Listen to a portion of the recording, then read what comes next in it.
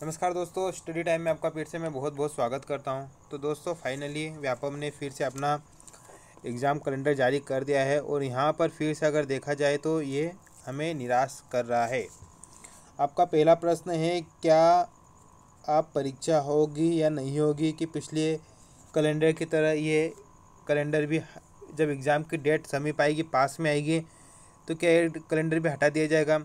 दोस्तों मैं इसको लेकर आपको एक जवाब बता दूं कि हालांकि ऐसा पीवी में कोई कंफर्म नहीं है कि कब एग्ज़ाम होगी, लेकिन कुछ पॉइंट है जिससे लग रहा है कि आप परीक्षा होगी। पहली बात तो ये कि आपने पिछला कैलेंडर जो देखा होगा उसमें डेट्स शो नहीं थी। ओके, इसमें इन्होंने डेट्स बता दी है कि कब कब हम एग्ज़ाम लेंगे। मतलब कि जो पिछला कैलेंडर उन्होंने जारी किया था ना, वो आंदोलन के दबाव में किया था, लेकिन जो ये कैलेंडर उन्होंने जारी किया ये एग्ज़ाम लेने की नीयत से किया है।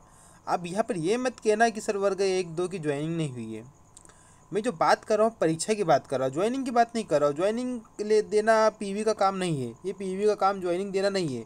इसका काम है एग्ज़ाम लेना, रिजल्ट निकालना, बाकी फिर इसका काम यहाँ से ख़त्म हो जाता है। ओके, तो मैं सिर्फ एग्ज़ाम की बात कर रहा हूँ। कोई ये मत कहना कि एमपी में ज्वाइनिंग नहीं मिलती, वो अलग मैटर है। तो हमारा जो आज का जो टॉपिक है कि ये कैलेंडर से हमें खुश होना चाहिए कि नहीं। देखो दोस्तों, एग्ज़ाम कैलेंडर आता है, खुशी तो होती है, लेकिन यार ये किस तरह की खुशी।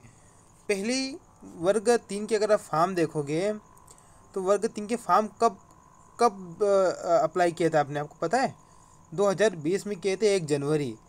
तो मतलब जब दो सबसे पहले फॉर्म वर्ग 3 के अप्लाई किए तो उसकी एग्ज़ाम पहले लेना चाहिए थे ना।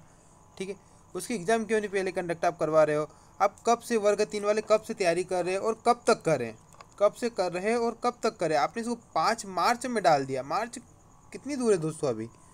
ओके, मतलब क्या, इतनी तैयारी अगर कोई पीएससी में करे तो उसका पीएससी में सिलेक्शन हो जाता। जो वर्ग 3 वाले कब से वेट कर रहे हैं और तैयारी कर रहे हैं, एक तो मेंटली इससे परेशान होते हैं। तो वर्ग 3 वालों के साथ यहाँ तो मैं तो कहता हूँ पूरी तरह से धोखा हुआ है। ओके, सबसे पहले वर्ग 3 की ही एग्ज़ाम कंडक्ट करवानी थी इनको, उसके बाद कि एग्ज़ाम उन्होंने जो भी फॉर्म अप्लाई करवाए उनकी एग्ज़ाम कंडक्ट करवानी थी। तो वर्ग 3 वालों की धोखा क्यों करते हैं? दूसरी बात, मैं आपको एक बात बता दूं, अब इस कैलेंडर को अगर देखोगे तो ध्यान से देखना, मैं कुछ चीज़ें बता रहा हूँ। ये 3 एग्ज़ाम में एग्ज़ाम टाइप देखिए, entrance exam, entrance exam, entrance exam. Okay, अब देखिए ये जो है किसान कल्याण वाली, इसमें लिखा है रिक्रूटमेंट, मतलब भर्ती परीक्षा है। ग्रुप 2 सब ग्रुप 4 में लिखा है रिक्रूटमेंट, मतलब ये भी भर्ती परीक्षा है, मतलब ये भर्ती होने वाली है। उसके बाद अगर आप देखोगे ग्रुप 5 में क्या लिखा है? भर्ती परीक्षा। पुलिस आरक्षण में क्या लिखा हुआ है? भर्ती परीक्षा। लेकिन अगर आप वर्ग 3 को देखोगे तो यहाँ पर क्या लिखा है? एलिजिबिलिटी टेस्ट, मतलब पात्रता परीक्षा। अब दोस्तों ये क्या होता है पात्रता परीक्षा और भर्ती परीक्षा, इस पर मैंने एक स्पेशल वीडियो बहुत पहले बनाया था और उसमें क्लियर कर दिया था कि पात्रता परीक्षा और भर्ती परीक्षा में क्या फ़र्क है। अब मैं थोड़ा यहाँ पर डिस्कस कर देता हूँ। देखिए, पात्रता परीक्षा में क्या होता है, आपको पात्र कर दिया जाता है कि इस वैकेंसी के लिए आप पात्र हो गए हो। ठीक है, मतलब अगर आपने 75 नंबर ले आए और यूआर के लिए 90 नंबर, तो आप वर्ग 3 के लिए पात्र हो गए हो। इसका मतलब ये नहीं कि आपको ज्वाइनिंग मिल जाएगी, नहीं। ज्वाइनिंग आपको कब मिलेगी? जब डिपार्टमेंट को, विभाग को रिक्वायरमेंट होगी आपकी, तब वो उसका विज्ञापन निकालेगा और आपसे फिर फॉर्म अप्लाई करवाएगा। एग्ज़ाम नहीं होगी, लेकिन सिर्फ फॉर्म अप्लाई करेगा और मेरिट लिस्ट जारी करेगा। ठीक है, तो यहाँ पर आपको एक स्कोर कार्ड दिया जाएगा। उसके बाद विभाग को जब रिक्वायरमेंट होगी तब वो वैकेंसी निकालेगा। अब आप मुझसे एक प्रश्न पूछोगे कि सर फिर वर्ग 1 और वर्ग 2 क्या था, तो मैं वो भी क्लियर कर देता हूँ। वर्ग 1 वर्ग 2 पात्रता परीक्षा तो थी, साथ में साथ भर्ती परीक्षा भी थी। कैसे?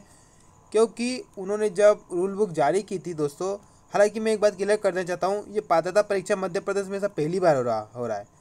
हमेशा से मध्य प्रदेश में पात्रता तो होती थी, साथ में उसको भर्ती भी की जाती थी। ठीक है, तो पात्रता कम भर्ती परीक्षा होती थी, लेकिन इस बार वर्ग 3 को सिर्फ और सिर्फ पात्रता परीक्षा किया गया है। अब वर्ग 1 वर्ग 2 में क्या है कि उन्होंने रूल बुक जारी की थी, तो उन्होंने पहले ही बता दिया था कि हमें इतने रिक्वायरमेंट हैं। ओके, हम इतना आरक्षण देंगे, ये सब कुछ उन्होंने पहले ही क्लियर कर दिया था। लेकिन वर्ग 3 की अगर आप रूल बुक पढ़ोगे तो इसमें सिर्फ परीक्षा के बारे में है, भर्ती के बारे में कोई भी पॉइंट नहीं है। भर्ती के बारे में जैसे कि आरक्षण नियम, कितने पदों पर भर्ती है, ओके, ये उन्होंने कुछ भी डिक्लेयर नहीं किया। सिर्फ परीक्षा के बारे में नियम बताया है कि हाँ हम परीक्षा लेंगे, ओके, इस तरह से पेपर होगा, ये इस तरह से हम आपको स्कोर कार्ड देंगे। तो ये तो आपको यहाँ पर इतना परेशान होने की ज़रूरत नहीं है। ये परीक्षा होने के बाद भर्ती इसी के बेस पर होगी, कोई डबल एग्ज़ाम नहीं होगी। ये बात मैं आपको क्लियर कर देता हूँ, ओके। लेकिन यहाँ सबसे बड़ी बात है, धोखा एक हो सकता है पदों की संख्या को लेकर। इसलिए मेरी मांग है, मेरी आपसे रिक्वेस्ट है, आप सरकार से ज़रूर मांग करें कि वर्ग 3 के अनुमानित पद जारी करें, ओके। क्योंकि इसमें वर्ग 1 और वर्ग 2 की तरह सब्जेक्ट का कोई लफड़ा, कोई इशू नहीं है। इसमें तो डायरेक्ट पद आएंगे, तो बच्चों के हिसाब रेशियो से और जितने टीचर वर्क कर रहे हैं उसके रेशियो निकाल के आराम से पता कर सकते हैं कि कितने टीचर्स की रिक्वायरमेंट है, और पता भी इनको है। तो ये जारी करें कि हम कितने पदों पर आने वाले टाइम में भर्ती करेंगे, ओके, जब भी विज्ञापन निकलेगा। वर्ग 3 वालों को यहाँ पर ये मांग करनी चाहिए। उसके बाद अगर देखें तो पुलिस भर्ती परीक्षा भी इन्होंने जनवरी में कर दी, 2022 में कर दी है, तो ये भी बहुत दूर चली गई है। पुलिस वाले भी बहुत फ्रस्ट्रेट हो चुके हैं कि सर कब तक तैयारी करें, क्या हो रहा है ये, ठीक है। अब देखिए यार, जो हो रहा है वो आपके सामने है ना, हम बदल सकते हैं ना आप बदल सकते हैं। आपको देना पड़ेगी परीक्षा, अब जनवरी में ही देना पड़ेगी। अब पुलिस भर्ती वालों के साथ भी कोई अच्छा खेल नहीं हो रहा है। अब मैं इसकी बात भी कर दूँ, अब इनका ऐसा तो है नहीं एक पेपर है, इनकी परीक्षा होगी, वो कब तक चलेगी, 1-2 महीना। उसके बाद इनका फिर रिजल्ट आएगा, वो पता नहीं कब तक आएगा, उसके कितने महीने बाद आएगा। उसके बाद इनका फिजिकल होगा, उसके बाद फिर फाइनल मेरिट लिस्ट आएगी, उसके बाद फिर इनको ज्वाइनिंग दी जाएगी। तो ये इनके लिए भी अभी एक लंबे प्रोसेस से इनको भी गुजरना पड़ेगा, ओके। तो ये चीज़ें हैं, 2 जो बड़ी भर्तियाँ थी वो आपको ज्वाइनिंग मिलते मिलते हो सकता है 2023 आ जाए। क्यों? क्योंकि 2023 में फिर चुनाव है एमपी में, तो ये परीक्षाएं होना 100% तय है। ज्वाइनिंग भले ही लेट मिले, लेकिन ये परीक्षा 100% होगी, ओके। तो ठीक है दोस्तों, आपका क्या कहना है इस कैलेंडर के बारे में, बाकी आप मुझे कमेंट करके ज़रूर बताइए। अच्छा, कुछ भर्तियां है जिसका कैंडिडेट वेट भी कर रहे थे, वो तो बहुत ज़्यादा दूर कर दी इन्होंने। जैसे कि ITI TO वाले वेट कर रहे थे, ये पहले थी कैलेंडर में, अब इसको कहाँ फेंक दिया इन्होंने, मई 2022 में फेंक दिया, मतलब कि बहुत दूर फेंक दिया यार। बहुत सारे कैंडिडेट तो और एज हो जाएंगे। उसके बाद अगर देखा जाए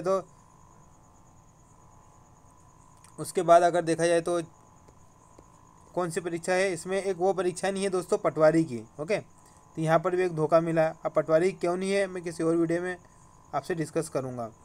ग्रुप 4 की एग्ज़ाम इन्होंने बहुत दूर कर दी है, इसका भी कैंडिडेट बहुत दिन से वेट कर रहे हैं। तो बहुत सारी चीज़ें बहुत दूर दूर कर दी इन्होंने, ओके। चले, तो ठीक है दोस्तों, मिलते हैं नेक्स्ट वीडियो में, तब तक के लिए जय हिंद, जय भारत।